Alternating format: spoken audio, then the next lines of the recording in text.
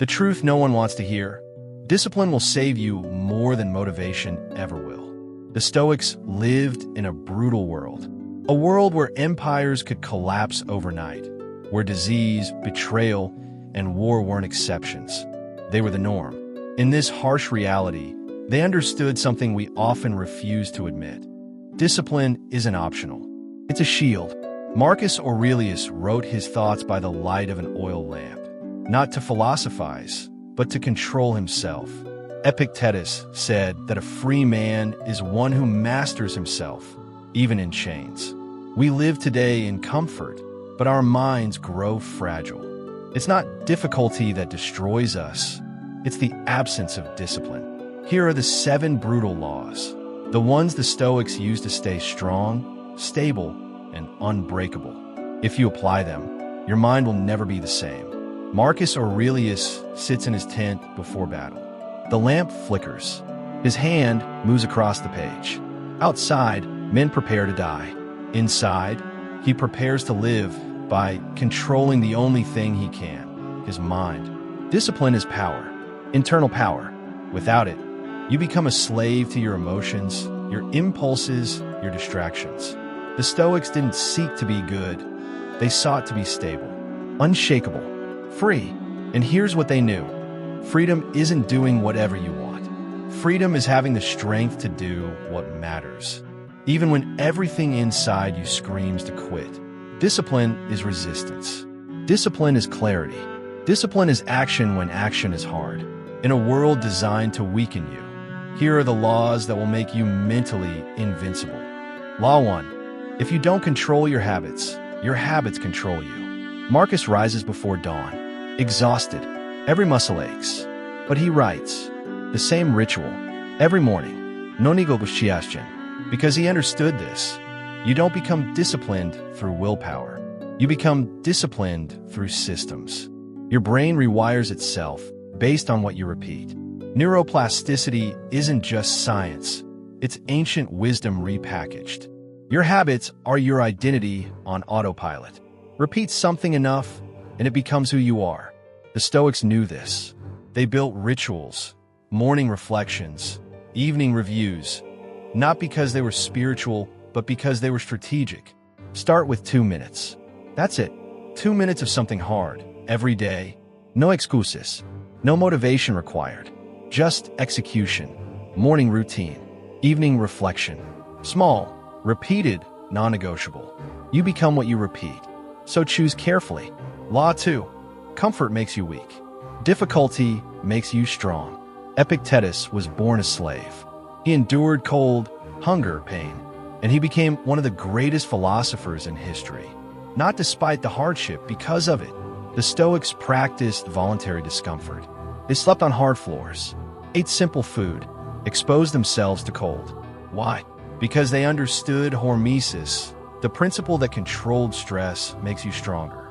Your brain craves comfort. Dopamine wants the easy path. But every time you choose comfort, you weaken your capacity to endure. Delayed gratification isn't just about success. It's about building a mind that doesn't collapse under pressure. Do one uncomfortable thing every day. A cold shower, a difficult conversation, a workout when you're tired. Train your mind to not flinch. What you avoid becomes your master. Face it voluntarily or it will own you. Law 3. If your emotions direct you, you will always lose. A Roman general insults Marcus in front of his council. Rage floods his chest. His hand tightens, but he pauses. 10 seconds. He breathes. Then he responds, not from anger, but from reason. The Stoics weren't emotionless. They were emotionally intelligent. They understood that your limbic system, the ancient, survival-driven part of your brain, will hijack you if you let it.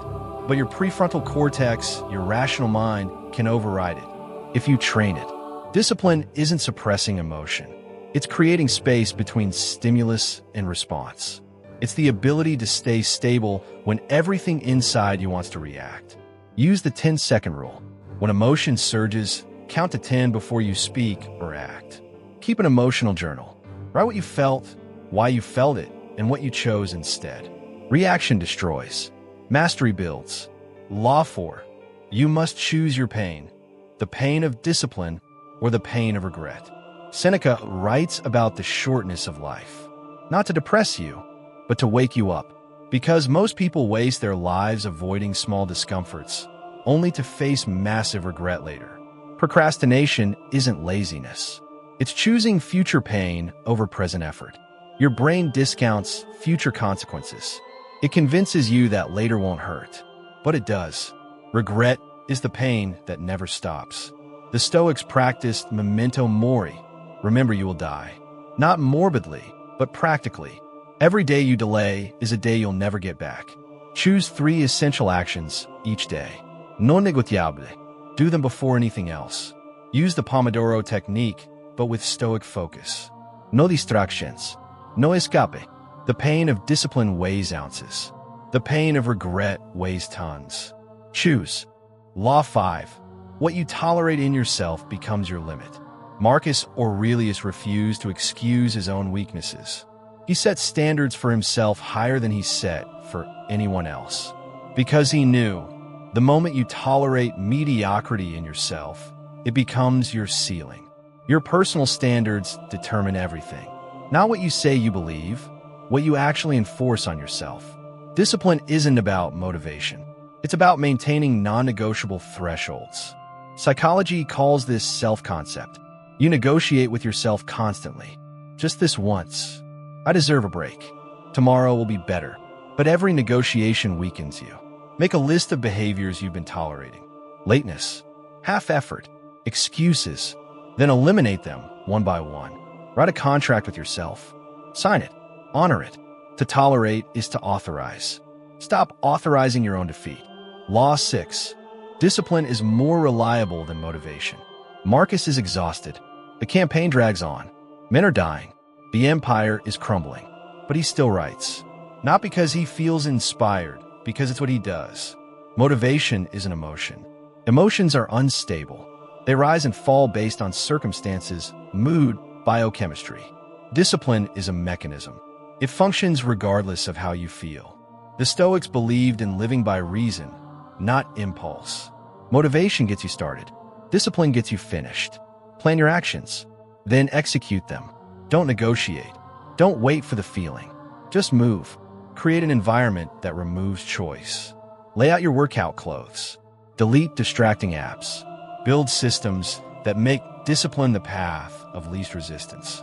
Motivation starts. Discipline finishes. Law 7. Without solitude, you cannot discipline yourself. Seneca sits alone by the sea. No servants. No distractions. Just him and his thoughts. This isn't isolation, it's recalibration. Solitude allows introspection.